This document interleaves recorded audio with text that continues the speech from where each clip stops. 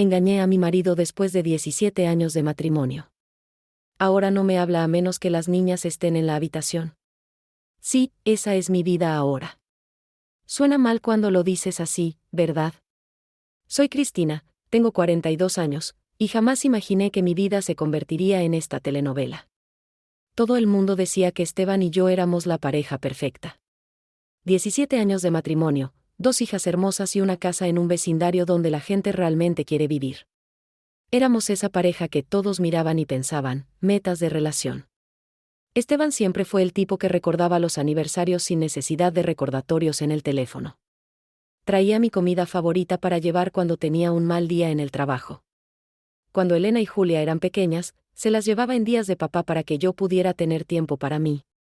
Era el esposo que realmente escuchaba cuando me quejaba de los dramas del trabajo, el que me masajeaba los pies después de usar esos tacones asesinos que me encantaban aunque me destrozaran el arco del pie. Para nuestro aniversario número 15, planeó un fin de semana completo con todas mis cosas favoritas. Mis amigas estaban tan celosas que apenas podían disimularlo. Teníamos las camionetas gemelas en la entrada, las fotos familiares en las paredes, los chistes internos que nadie más entendía. Desde afuera, éramos perfectos. La pareja a la que otras parejas acudían en busca de consejos. ¿Cómo hacen para mirarse así después de tantos años?, nos preguntaban en las parrilladas del vecindario, y yo sonreía con esa sonrisa cómplice mientras Esteban pasaba su brazo por mi cintura. Cuando otras esposas se quejaban de que sus maridos dejaban los calcetines sucios en el suelo o se olvidaban de fechas importantes, yo asentía con simpatía mientras por dentro me sentía superior. Esteban no era como los demás maridos. Era atento, considerado, exactamente lo que siempre había querido. O al menos eso creía. Pero en algún momento, cerca del año 15, empecé a sentirme inquieta. Lo predecible, que antes me hacía sentir segura, empezó a parecerme asfixiante. Sabía exactamente lo que Esteban iba a decir antes de que lo dijera. Podía anticipar cada uno de sus movimientos, cada uno de sus pensamientos. Las noches de cita se volvieron solo una rutina más. Restaurante distinto, misma conversación. El sexo era como una coreografía que habíamos repetido 1000 veces. No era malo, solo, conocido. Demasiado conocido. Empecé a notar cosas que me molestaban. La forma en que aclaraba la garganta antes de hablar. Como siempre revisaba que las puertas estuvieran cerradas 3 veces antes de dormir. Sus reacciones predecibles ante todo. Dios, la previsibilidad me estaba ahogando. Lo miraba al otro lado de la mesa, hablándome de su día en el trabajo, y pensaba, ¿esto es todo? ¿Esto es lo que me espera los próximos 30 años? Nunca dije nada. ¿Qué clase de bruja desagradecida se queja de un esposo que es realmente bueno? En cambio, sonreía, asentía y actuaba mi papel de esposa felizmente casada mientras sentía que me desvanecía poco a poco. Empecé a pasar más tiempo en el trabajo, ofreciéndome como voluntaria para proyectos que me mantenían ocupada y lejos de casa. Me decía a mí misma que estaba avanzando en mi carrera, pero en realidad solo estaba evitando la aplastante monotonía de mi vida perfecta. Las niñas ya eran adolescentes para entonces. Elena tenía 16 y Julia 14. Ambas perdidas en sus propios mundos de amistades, actividades y drama en redes sociales. Me necesitaban menos, y eso me dejaba más tiempo para pensar en mi insatisfacción. Miraba a las mujeres más jóvenes del trabajo, solteras y despreocupadas, y sentía un poco de envidia. Empecé a prestar más atención a mi apariencia, renové mi guardarropa, me hice un nuevo corte de cabello que me hacía lucir más joven. Esteban lo notó, por supuesto. Me hacía cumplidos, parecía complacido. Te ves increíble, amor, decía, y yo sentía un momento de calidez antes de que regresara la inquietud. Quería más reacción, más pasión, más algo. Empecé a preguntarme si alguien más me miraría y sentiría esa chispa que me faltaba. Y entonces Eric empezó a trabajar en la oficina. Eric no era particularmente guapo ni encantador a primera vista. Ni siquiera era mi tipo, en realidad, pero me miraba como si realmente me viera. No solo Cristina la esposa, Cristina la mamá, sino Cristina la mujer. Cuando nos asignaron al mismo proyecto, empecé a quedarme más tiempo después de las reuniones, buscando excusas para colaborar. Empezamos a ir por café juntos, luego almuerzo, y después. Colegas, me decía a mí misma. Solo amigos, hasta que dejamos de ser solo amigos. La primera vez fue después de una noche larga en la oficina. Todos los demás se habían ido a casa. Estábamos revisando unos números que absolutamente tenían que estar perfectos para la presentación del día siguiente. Él alcanzó el mismo archivo que yo. Nuestras manos se tocaron y, de repente, 17 años de matrimonio se evaporaron en el calor de algo nuevo, algo prohibido. Me dije que solo había sido un error, un momento de debilidad. Pero luego volvió a pasar. Y otra vez. Me convertí en alguien que no reconocía, escondiéndome, inventando excusas para quedarme hasta tarde, borrando mensajes, creando mentiras elaboradas. El romance con Eric duró 6 meses antes de que Esteban lo descubriera. 6 meses de vivir una doble vida, sintiéndome más viva de lo que me había sentido en años, mientras cargaba al mismo tiempo con el peso de la traición. Lo justificaba de 1000 maneras. Que Esteban se había vuelto complaciente. Que habíamos perdido la chispa. Que merecía sentirme deseada. Que Eric me entendía de una forma que Esteban nunca lo hizo. La gimnasia mental que hice para convertirme en la víctima en lugar de la villana fue digna de unas Olimpiadas. Viendo en retrospectiva, veo las señales de que Eric en realidad no estaba interesado en mí como persona. Era más joven, ambicioso, probablemente veía acostarse conmigo como una forma de avanzar profesionalmente. Pero en ese momento, la atención era embriagadora. Cada cumplido, cada beso robado en el armario de suministros, cada encuentro secreto en un hotel se sentía como oxígeno. Después de años de estar asfixiándome lentamente, me convencí de que me estaba enamorando de él. Tal vez hasta lo creí. Pero empecé a descuidarme.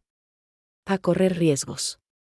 Una noche dejé el teléfono desbloqueado mientras me duchaba, y Esteban vio un mensaje de Eric que no se podía malinterpretar. Siguiendo pensando en anoche. No puedo esperar para verte mañana. Nada sutil, presosamente. Cuando salí de la ducha, Esteban estaba sentado al borde de la cama, mi teléfono en la mano, con la expresión de alguien a quien le acaban de decir que toda su familia ha muerto. Jamás olvidaré su expresión. Era una mezcla de shock, dolor y, lo peor de todo, una total falta de sorpresa, como si una parte de él hubiese estado esperando que yo lo lastimara. ¿Cuánto tiempo?, preguntó, con una voz tan plana que me dio más miedo que si hubiera gritado. Intenté mentir al principio, dije que no era nada, solo mensajes coquetos, una tontería, un enamoramiento sin importancia, pero Esteban solo me miraba con esos ojos destrozados hasta que la verdad empezó a salir. No toda. Minimicé lo que pude, lo hice parecer más un asunto emocional que físico, intenté pintarme como una persona confundida en lugar de calculadora. Pero esa noche salió suficiente verdad como para destruir todo lo que habíamos construido. Pensé que Esteban iba a gritar, romper cosas, irse. Eso es lo que pasa en las películas, ¿no? En cambio, solo se quedó ahí sentado, asintiendo levemente, como si yo solo estuviera confirmando algo que él ya sospechaba. Cuando terminé de hablar, se levantó, fue a la habitación de invitados y cerró la puerta. El silencio fue peor que cualquier grito. Al día siguiente, todo también se vino abajo en el trabajo. Aparentemente, Esteban se había pasado la noche revisando todos mis mensajes y correos. Se había reenviado los más incriminatorios a sí mismo y luego contactó al Departamento de Recursos Humanos de la empresa. Para el mediodía, tanto Eric como yo habíamos sido llamados y despedidos por violar la política de relaciones laborales de la compañía. Eric ni siquiera me miró mientras recogíamos nuestras cosas. De pronto, éramos extraños otra vez. Esa noche, intenté hablar con Esteban. Lloré, supliqué, prometí que nunca volvería a pasar. Él solo me observaba actuar mi remordimiento con la mirada vacía antes de decir: las niñas no pueden saber esto. Ya veremos qué hacemos. Pero no pueden saber que su madre es una infiel. La palabra, infiel, me golpeó como una bofetada. Quise discutir, explicar que era más complicado que eso. Que nuestro matrimonio ya tenía problemas antes de Eric. Pero bastó una mirada al rostro de Esteban para saber que no tenía sentido. En su mente, existía él antes de que yo le fuera infiel, y él después. Y nada en medio importaba. Durante semanas después, intenté de todo para arreglar las cosas. Conseguí un nuevo trabajo rápidamente para demostrar que estaba siendo responsable. Empecé terapia, con la esperanza de que él viera que estaba trabajando en mí misma. Dejaba notitas por la casa como solía hacer cuando recién nos casamos. Intenté iniciar el sexo. Dios, fue un desastre. Literalmente me dio la espalda y salió de la habitación. La única vez que Esteban interactuaba conmigo era cuando Elena o Julia estaban presentes. Entonces, de repente, se transformaba en una versión razonable de su antiguo yo. Agradable, conversador, incluso sonriendo de vez en cuando. Nuestras hijas no tenían idea de que algo andaba mal. Así de buena era su actuación. Pero en cuanto se iban, era como si se apagara un interruptor y yo volviera a ser invisible. Alrededor de 2 meses después, me desesperé. Siempre supe que Esteban tenía fantasías que nunca había expresado del todo. Así que, una noche, después de que las niñas se durmieran, le sugerí que tal vez deberíamos probar con un matrimonio abierto, solo para él. Le dije que entendería si quería ver a otras mujeres, que tal vez eso lo ayudaría a superar lo que yo había hecho. Incluso me ofrecí a organizarlo. Dios, me da vergüenza recordarlo, pero realmente sugerí que yo podría buscarle mujeres, que quizás incluso podríamos probar un trío si eso lo haría feliz. Pensé que estaba siendo generosa, ofreciéndole la misma libertad que yo había tomado. En cambio, él me miró con puro asco. ¿De verdad piensas que esto se trata de eso? ¿Que estoy celoso? ¿Que solo quiero permiso para engañar también? Su voz era tan fría. No quiero un matrimonio abierto. No quiero a otras mujeres. Quería una esposa que respetara nuestros votos. Entonces lanzó el ultimátum. Si alguna vez vuelves a mencionar algo como esto, matrimonios abiertos, tríos, lo que sea, pediré el divorcio de inmediato, cueste lo que cueste. No estaba bromeando. Lo vi en sus ojos. Fue entonces cuando me di cuenta de lo mal que había juzgado, no solo la situación, sino a Esteban como persona. Proyecté mi propia insatisfacción sobre él, asumí que sus necesidades eran tan superficiales como las mías se habían vuelto. Intenté proponer terapia de pareja, y para mi sorpresa, Esteban aceptó. Pero la oficina del terapeuta no fue más que otro escenario para nuestra actuación. Esteban respondía cortésmente las preguntas, hacía los ejercicios, incluso completaba las tareas, pero no había nada detrás. Ningún deseo real de reconectarse, solo cumplimiento mecánico. Después de las sesiones, volvía al tratamiento silencioso en casa. Pasaron meses así. Perdí peso, no podía dormir, desarrollé una ansiedad que me apretaba el pecho constantemente. Mientras tanto, Esteban parecía estar bien. Le dieron un ascenso en el trabajo. Empezó a ir al gimnasio con regularidad. Llevaba a las niñas de viaje los fines de semana, para darme espacio, decía delante de ellas, como si fuera considerado en lugar de estar evitándome. Me descubrí revisando su teléfono con desesperación cuando no me veía. Convencida de que debía estar teniendo su propia aventura. Pero no había nada. Ni mensajes sospechosos, ni ausencias sin explicación. Casi fue decepcionante no tener ninguna munición para usar contra él. Nada que nos pusiera a mano. Lo peor era verlo con Elena y Julia. Seguía siendo el mismo padre amoroso de siempre. Ayudaba con la tarea, asistía a los eventos escolares, hacía panqueques los domingos por la mañana. Lo adoraban, completamente ajenas al hecho de que, cuando no estaban mirando, su padre no podía soportar estar en la misma habitación que su madre. ¿Por qué te esfuerzas tanto en fingir? Le pregunté una noche, después de que las niñas se fueron a la cama. ¿Por qué no simplemente les dices la verdad y te vas si me odias tanto? Esteban me miró un largo momento antes de responder. Porque, a diferencia de ti, no tomo decisiones basadas únicamente en lo que quiero en el momento. Nuestras hijas merecen un hogar intacto hasta que estén listas para dejarlo. Después de eso, no terminó la frase. No tenía que hacerlo. Han pasado casi 2 años desde el día de, como lo llaman en los foros de apoyo para la infidelidad. He empezado a navegar por ellos en mi soledad. 2 años viviendo con un hombre que... He estado físicamente presente pero emocionalmente ausente durante 2 años.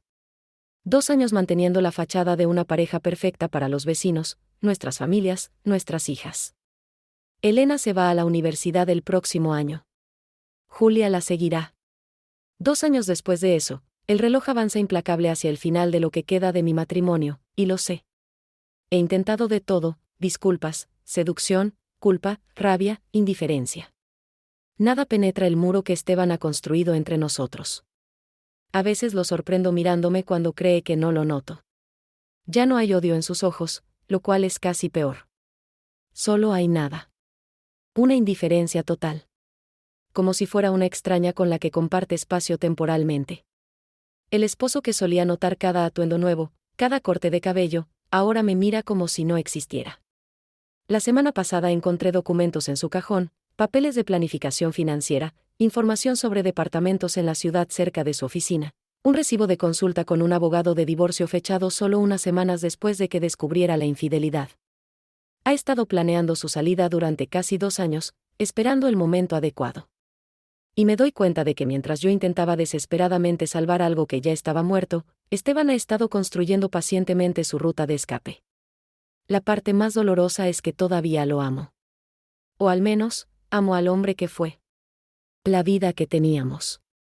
Extraño la comodidad de sus brazos por la noche. El sonido de su risa. La manera en que solía mirarme como si fuera todo su mundo. Lo tiré todo por la borda. ¿Por qué?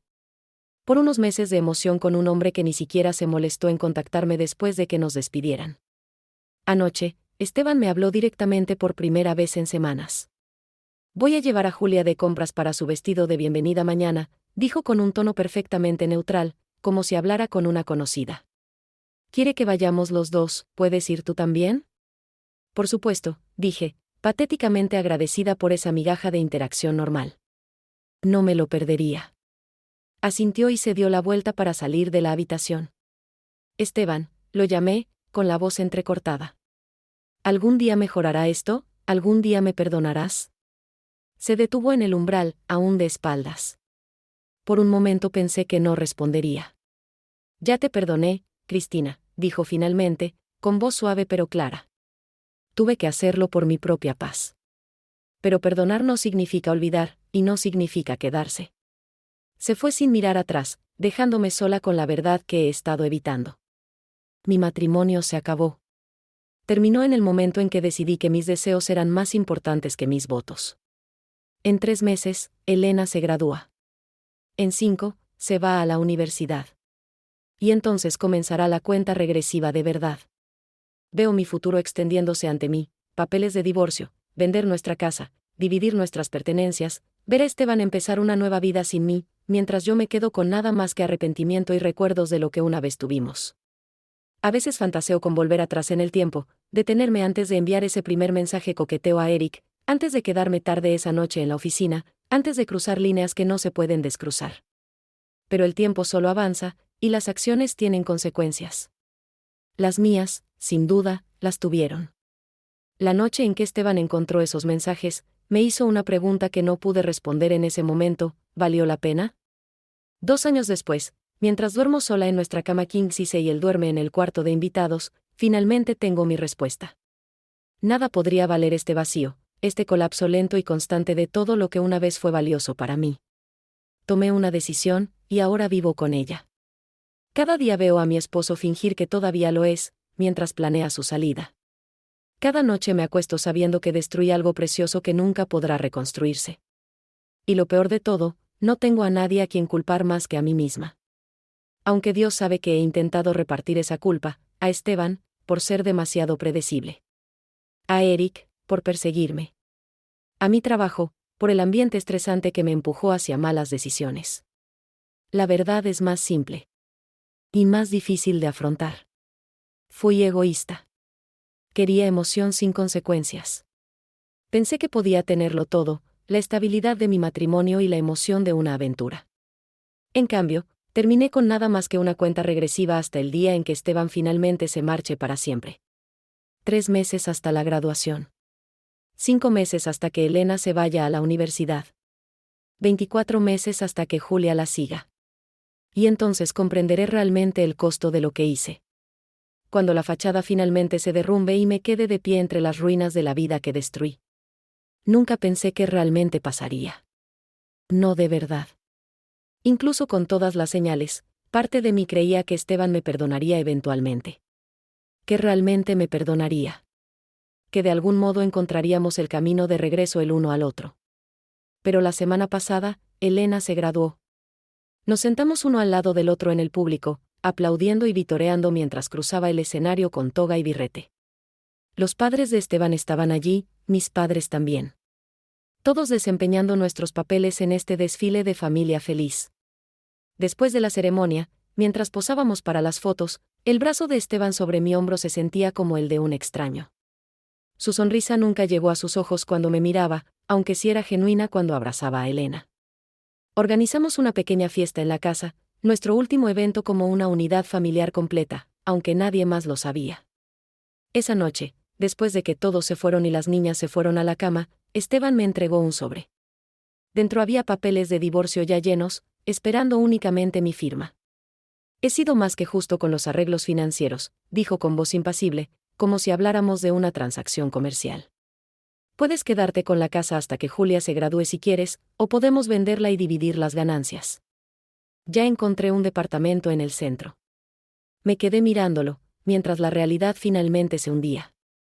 ¿De verdad vas a hacerlo, después de todo este tiempo? ¿Aún te vas a ir? Te lo dije, respondió, sin enojo en su voz, solo certeza. Me quedé por las niñas. Elena ya es adulta. Julia lo entenderá. No tienes que hacer esto, susurré, con las lágrimas asomando. Todavía podemos arreglarlo. Hay personas que superan las infidelidades todo el tiempo. Esteban me miró con algo que casi parecía lástima. Esto ya no se trata de la infidelidad, Cristina. Se trata de que no confío en ti. Ni siquiera sé quién eres. La mujer con la que me casé no habría hecho lo que tú hiciste. Y ciertamente no habría sugerido que yo me acostara con otras mujeres para emparejar las cosas. Este matrimonio terminó hace 2 años. Solo estaba esperando el momento adecuado para hacerlo oficial. Se mudó al día siguiente, mientras Julia estaba en casa de una amiga. Solo se llevó lo que necesitaba para su nuevo departamento, dijo que el resto podríamos resolverlo más adelante. Cuando Julia volvió a casa y se enteró, se quedó devastada. Me culpó de inmediato, sabiendo instintivamente que, fuera lo que había pasado, era culpa mía. Esteban nunca le contó sobre la infidelidad, cumplió su promesa. Pero tiene 16 años, no es tonta. Apenas me ha hablado desde entonces. En cuestión de semanas, la noticia de nuestra separación se esparció por nuestro círculo social. Traté de controlar la narrativa, sugiriendo que simplemente nos habíamos distanciado. Pero luego vino el golpe final, Esteban empezó a salir con alguien. No de forma casual, no jugando con varias mujeres como yo esperaba, sino saliendo en serio con una sola mujer, alguien de su oficina, descubrí más tarde. Rebecca. Incluso su nombre suena honesto y digno de confianza. La primera vez que los vi juntos fue en un restaurante del centro. Yo estaba almorzando con una amiga cuando entraron tomados de la mano. Esteban parecía feliz. Verdaderamente feliz. De una forma en la que no lo había visto en años. Mi amiga también los notó, luego me miró con lástima. ¿Ya sabías?, preguntó. Negué con la cabeza, incapaz de hablar por el nudo en mi garganta. Después de eso, la historia empezó a cambiar. Las personas dejaron de invitarme a reuniones donde Esteban estaría presente. Amigos que habíamos tenido por años lentamente se inclinaron hacia él. Incluso mis propios padres, que al principio me habían apoyado, empezaron a hacer comentarios sobre segundas oportunidades y cómo Esteban parece estar bien después de conocer a Rebecca en el partido de tenis de Julia.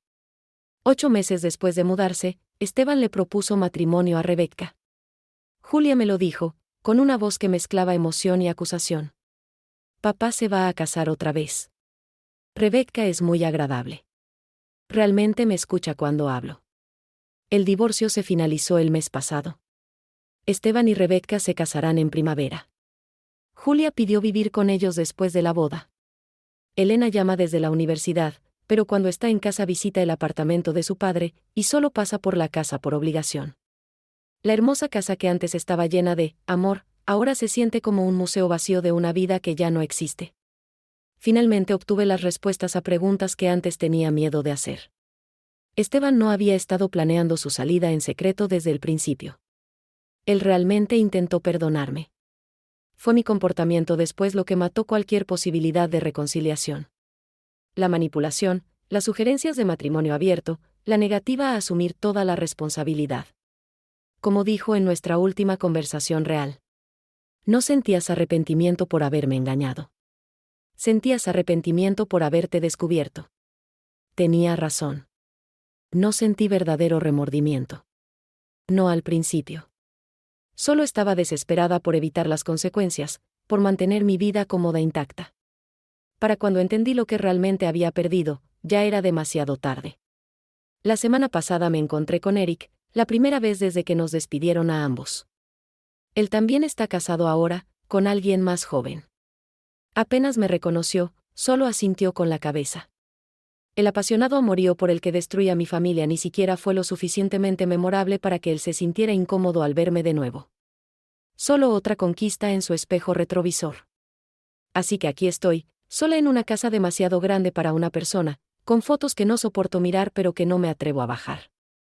El acuerdo de divorcio fue generoso. Esteban siempre fue mejor persona que yo. Pero el dinero no te mantiene caliente por la noche. No llama para saber si estás bien. No recuerda tu helado favorito. No te toma de la mano en las buenas y en las malas. Pensé que la peor consecuencia de mi infidelidad sería la ira de Esteban. Me equivoqué. Su indiferencia fue peor que su enojo. Y ahora esta nueva realidad, verlo construir una vida feliz con alguien más mientras la mía se desmorona. Este es el verdadero castigo. No porque lo haya querido así, sino porque es el resultado natural de las decisiones que tomé. A veces, en mis noches más oscuras, saco el teléfono y me quedo mirando el número de Esteban, escribiendo mensajes que nunca envío. ¿Qué diría? ¿Que lo siento? ¿Eso no lo habrá escuchado 1000 veces? ¿Que lo extraño? Eso solo lo cargaría con una culpa que no merece. ¿Que todavía lo amo? Eso dejó de ser relevante en el momento en que lo traicioné. Así que vivo con mis arrepentimientos. Sonrío durante las visitas cada vez más raras de Julia. Mando paquetes de cuidado a Elena en la universidad. Voy al trabajo, regreso a casa, ceno sola, y me pregunto cómo pude haber sido tan ciega, tan egoísta, tan segura de que el pasto era más verde en otro lugar cuando ya tenía todo lo que importaba. Esteban me preguntó una vez si valió la pena. La respuesta me atormenta todos los días. Nada valió la pena. Nada jamás podría valerlo. Gracias por visitar mi canal. Si la historia fue de tu agrado, por favor denle me gusta a este video y suscríbanse a mi canal para recibir notificaciones de videos similares.